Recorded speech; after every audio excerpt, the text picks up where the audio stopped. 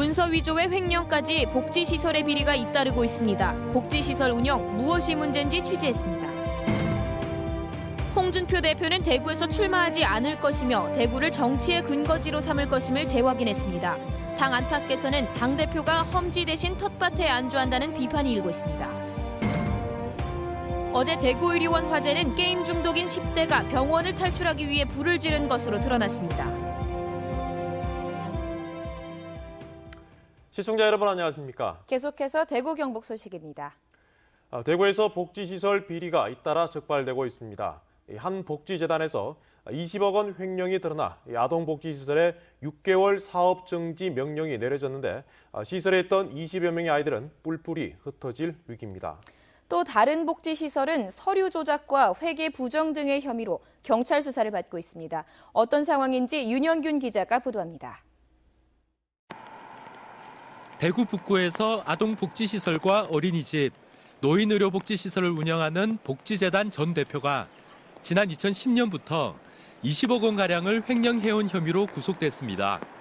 전 대표의 남편인 현 대표 역시 불구속 기소돼 조사를 받고 있습니다.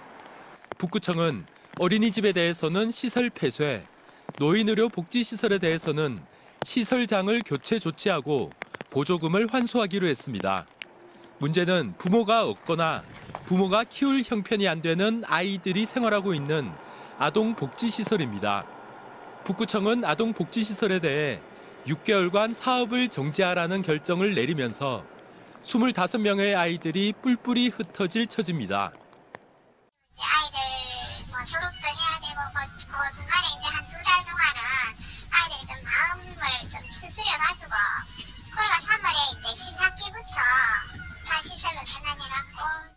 아동복지시설이 비리 때문에 이렇게 6달 동안이나 운영을 못하게 된 경우는 대구에서 이번이 처음입니다. 대구 수성구로부터 위탁받아 26년째 운영 중인 한 복지관에서 지난해 1월 홈페이지에 올린 예산안입니다. 2016년 결산 2월금은 1억 3천만 원이라고 나와 있지만 지난 9월 수성구청이 특별감사를 하기 하루 전 이 돈은 갑자기 2억 4천만 원으로 늘어나고 대신 기부 금액은 줄어듭니다. 수성구청은 특별감사 결과 회계 관리 9건 등 모두 18건의 부적정한 사례를 적발했고 수성구 의회의 행정사무감사에서는 위수탁 계약서 등 문서 위조 사실까지 밝혀져 경찰에 수사를 의뢰했습니다. 거기 제출된 서류를 이제 확인을 해가지고 우리가 원래 가지고 있는 어떤 계약서 부분하고 달라가지고 위조된 때가 제출한 사실이 이제 맞는 건 확인했는데. 수성구청은 경찰 수사와 별개로 빠르면 이달 중으로 이 복지재단과 복지관 위탁 계약을 해지하는 방안을 검토하고 있습니다. MBC 뉴스 윤영균입니다. 네, 사회복지재단이나 복지시설의 비리가 잇따르고 있는데요. 비단 이번뿐만이 아닙니다. 왜 이 같은 비리가 계속되는지, 또 어떻게 해결할 방법은 없는지 우리복지시민연합의 은재식 사무처장과 함께 얘기 나눠보겠습니다. 네, 안녕하십니까? 네, 안녕하세요. 네. 우선 앞서 보도한 그 첫 번째 사례부터 보면요. 북구의 복지재단 같은 경우 횡령 금액 20억 원인데요. 기존의 어떤 드러난 비리들에 비하면 규모가 상당히 큰 것으로 보입니다. 예, 작년에 전국적으로 떠들썩하게 만든 희망원 사건 같은 경우에 횡령과 회계 부정 액수가 총 한 14억 정도 됩니다. 14억이요? 예, 예. 그런 측면에서 본다면 이번 북구에서 터진 사건이 2010년부터 2017년 9월까지니까요. 네. 매년 2억에서 2억 5천만 원 정도 횡령해서 총 한 19억 정도 횡령한 것으로 드러나고 있고요. 이번에 북구청에서 그 횡령 조치로 환수한 금액은 한 20억 정도 됩니다. 네. 그래서 토탈 전부 다 합치면 상당히 규모가 네. 크다고 보여집니다. 네, 뭐 비리 규모가 커서 그런지 뭐 윤 기자가 이제 보도한 걸 보면 그 조치로서 이제 어린이집 같은 경우에는 폐쇄를 하고 아동복지시설은 6개월간 사업 정지 결정을 했는데 이 정도면 뭐 충분한 조치라고 볼 수 있을까요? 예, 아동복지시설이 6개월 그 운영 정지를 맞았는데요. 6개월 운영 정지는 전국적으로 보더라도 드문 사례라고 보여집니다. 네. 이 범죄 시설에 대한 또 범죄 재단에 대한 어떤 그 처분 이전에 아이들을 우리가 생각해 본다면 이번 그 북구청의 조치가 최선이었냐 하는 부분들을 한번 생각해 볼 필요가 있을 것 같고요. 네. 이 사건이 터지자마자 시민사회 단체들은 그 비리재단 이사를 대구시가 해임시키고 네. 그 임시이사를 통해서 이 문제의 어떤 정상화와 해결 방안을 모색할 것으로 이제 대구시에 주장을 했는데요. 대구시는 이 비리재단의 눈치를 보다 보니까 이 같은 조치를 취하는 시기를 놓쳐버렸습니다. 네. 그러다 보니까 이 비리재단이 또 새로운 이사를 선임하는 과정에 지금 놓여 있다고 보여지고요. 그래서 전반적으로 본다면 대구시가 적절한 행정 처분과 또 비리재단에 대한 척결 이런 부분들이 좀 미약한 부분이 있지 않나 이렇게 생각합니다. 네. 조치는 강력했지만 뭐 최선인지는 조금 더 고민 필요한 그런 부분 같고요. 그 두 번째 사례 같은 경우는 수성구 복지관인데 뭐 경찰 수사를 좀 더 지켜봐야겠습니다만은 그 위탁 계약을 맺은 수성구청의 어떤 조치들이 어떤 그런 드러난 과정들을 보면 좀 석연치 않은 그런 부분들이 보이는 것 같아요. 예, 그렇죠. 당초에 이 사건은 목욕탕 해계 부정에서 시작되어 가지고요. 작년에 수성구청이 9월 27일부터 한 달간 특별 감사를 했습니다. 그런데 네. 감사 이후에 결산서의 해계 부정이라든지 또 위탁 계약서의 위조, 또 운영위원회 회의록의 조작, 뭐 이런 사건들이 계속 터져 나오면서 사회 문제화되고 있습니다. 그렇게 계속 사회 문제가 되다 보니까 수성구청이 최근에 와서 위탁 해제 수순을 밟고 있는데요. 만약 위탁 해제가 된다면 대구 지역에 어느 정도 규모가 있는 시설에 위탁 해제되는 비리로 인해서 위탁 해제되는 첫 번째 사건이 될 거라고 보여집니다. 네, 뭐 경찰 수사에서 조금 더 깊이 있게 이렇게 파주면 좋겠다는 생각이 드는군요. 예. 물론 뭐 사회복지시설이 모두가 문제 있는 건 아니겠지만 이러한 비리들이 잇따라 드러나다 보니까 뭐 지난해 같은 경우에는 뭐 대구 시립희망원 어떤 그런 사태도 있었고요. 이런 좀 보다 투명한 운영을 위한 어떤 그런 시스템들을 갖춰야 하지 않겠습니까? 시설 비리가 일어나는 재단이나 시설을 보면 그 시설의 어떤 폐쇄적 운영이나 도덕 불감증, 또 행정가 유착, 또 행정의 또 지도 감독의 부실 이런 문제들이 공통적으로 나타나고 있습니다. 그렇기 때문에 뭐 시설 비리의 어떤 경중을 따져야 되겠지만 시설 폐쇄라든지 위탁 해제라든지 더 나아가서 운영법인의 허가 취소 이런 강력한 조치들이 네. 필요하다고 보여지고요. 네. 더 나아가서 대구 같은 경우에는 계속해서 시설 비리가 발생하기 때문에 그 사회복지법인이나 시설의 공익 제보자들이 신고할 수 있는 좀 센터가 좀 만들어질 필요가 있고요.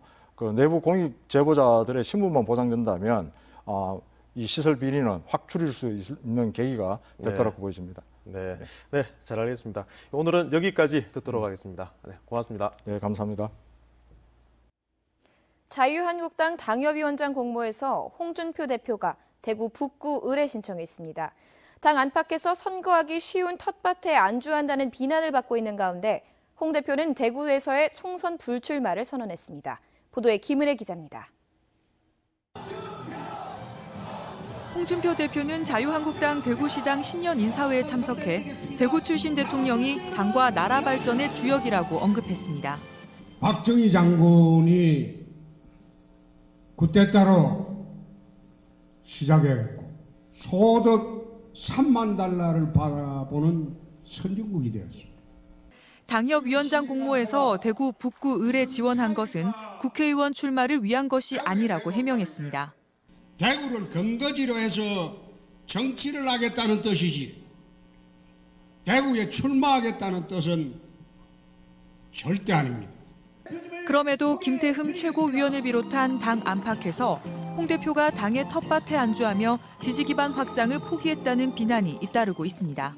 소파에 뭐 마네즈에 나오니 매네 하지 않습니까? 그런 쪽에서 저 대표가 출마해야 되는 거 아니냐 그런 얘기가 많이 나오죠. 북구 의뢰 지원에 홍 대표와 경쟁하게 된 서상기 전 의원도 해당 지역 시의원과 구의원들이 홍 대표 지지 성명을 내는 등 공모 과정이 불공정하고 잘못된 관행을 답습하고 있다고 지적했습니다. 이와 함께 대구 달서 병에는 홍 대표 비서실장인 강효상 의원과 권용섭 전 대구시당 부위원장이 신청했습니다. MBC 뉴스 김은혜입니다. 대구시장 출마를 선언한 이진훈 대구 수성구청장이 동대구역 광장에 박정희 전 대통령의 동상을 세우자고 제안했습니다. 이 구청장은 광주에 김대중이 있다면 대구에는 박정희가 있다면서 박정희의 권위주의적 통치를 옹호할 생각은 없지만 경제 개발 계획을 성공적으로 수행해 가난 극복 모델이 된 것은 높이 평가돼야 한다고 주장했습니다. 자유한국당에서는 권영진 현 시장을 포함해 김재수 전 농림축산식품부 장관, 이재만 전 최고위원, 이진훈 수성구청장 등이 시장 출마 의사를 밝힌 가운데 경선을 앞두고 후보들마다 자신들의 존재감을 드러내려는 활동이 이어지고 있습니다. 요즘처럼 난방을 많이 하는 겨울철 특히 자주 찾아오는 안구 질환이 있습니다. 바로 안구 건조증인데요. 눈물 부족뿐 아니라 여러 가지 원인이 있다고 합니다. 권윤수 기자가 보도합니다. 김유진 씨는 3주 전 시력 교정 수술을 받은 뒤 눈이 충혈되거나 눈곱이 끼고 납니다. 병원에서 안구 건조증 진단이 내려졌는데 시력 교정 수술을 한 많은 사람들에게서 안구 건조증이 나타납니다. 자고 일어나면 눈이 좀 충혈된다거나 눈곱이 많이 끼는 경우도 많고 또 바람이 많이 불 때나 휴대폰 볼 때 건조함을 많이 느끼는 것 같아요. 건강보험심사평가원에 따르면 전국의 안구 건조증 환자는 지난 2009년 175만여 명에서 2013년 222만여 명으로 26.7% 늘었습니다. 실내 냉난방으로 건조한 환경에 노출되는 경우가 잦고 컴퓨터와 스마트폰 사용 시간이 길어지면서 눈 깜빡임이 줄어든 탓입니다. 또 여성 환자가 남성보다 2배 정도 많은 것으로 조사됐는데요. 콘택트 렌즈 착용과 눈 화장 때문으로 분석됩니다. 단순히 눈물 부족 현상으로 보고 안약이나 인공 눈물에만 의존한다면 증상이 악화될 수 있다고 전문의는 조언합니다. 연구 결과 안구 건조증의 원인이 여러 가지로 조사됐기 때문입니다. 눈물막을 구성하는 지방층과 수성층, 점액 등 3개층의 불균형이 온 경우와 눈물 통로의 폐쇄, 눈꺼풀 여드름이라 불리는 안검염이 발생한 경우 등 원인에 맞는 정확한 치료가 필요합니다. 나쁜 기름이 생성되다 보니까 좋은 기름의 그 눈물의 증발을 막는 그런 역할을 갖다 방해를 해요. 그래서 그런 부분들 때문에 이제 건조증이 많이 드는 경향도 있습니다. 예방을 위한 생활 습관으로는 냉난방기에 직접 접촉을 피하고 실내 가습기를 사용하는 한편 텔레비전이나 스마트폰을 볼 때 의식적으로 눈 깜빡임을 자주 하는 것이 좋다고 전문의는 조언합니다. MBC 뉴스 권윤수입니다. 어제 발생한 대구 의료원 화재는 게임 중독으로 정신과 병동에 입원해 있던 10대가 병원을 나가기 위해 불을 지른 것으로 드러났습니다. 대구 서부경찰서는 대구 의료원 라파엘 웰빙센터 6층의 한 병실에서 불을 지르고 달아난 혐의로 19살 A군을 붙잡아 조사하고 있습니다. 경찰에 따르면 게임 중독으로 정신과 폐쇄병동에 입원해 있던 A군은 불을 지른 뒤 화재 경보기와 스프링클러가 작동하고 병동 문이 열리자 달아난 것으로 드러났습니다. 대구지방경찰청은 함께 근무하고 있는 20대 여성 경찰에게 수차례 만남을 요구한 남성 경찰 간부에게 정직 3개월의 중징계를 내렸습니다. 대구경찰청에 따르면 지난해 10월 모 지구대 소속 55살 A 경위가 부하 여경 B 씨에게 만나서 밥을 먹자는 내용의 문자 메시지를 여러 차례 보내 B 씨가 동료 경찰관에게 이를 털어놓았고 해당 경찰서에서 감찰에 나선 결과 A 경위에게 정직 3개월의 처분을 내렸습니다. A 경위는 별 다른 뜻 없이 문자만 보냈다고 주장하고 있는 것으로 알려졌습니다. 희망 2018 나눔 캠페인 성금을 보내주신 분들입니다.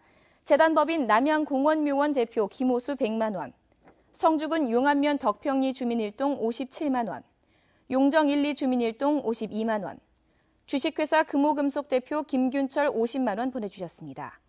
주식회사 경도메탈 대표 김수삼 50만 원, 성주군 용안면 상원 1, 2 주민일동 57만 원, 주식회사 대서환경 김경혜 강일규 100만 원, 성주군 가천면 금강산 양명사 신도일동 50만 원 보내주셨습니다. 고맙습니다.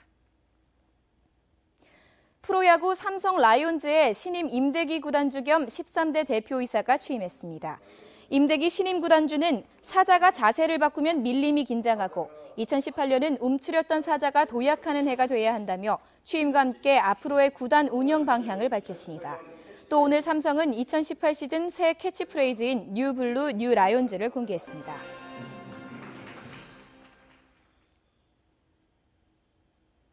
지금까지 대구 경북 소식 전해드렸습니다. 시청해주신 여러분 고맙습니다.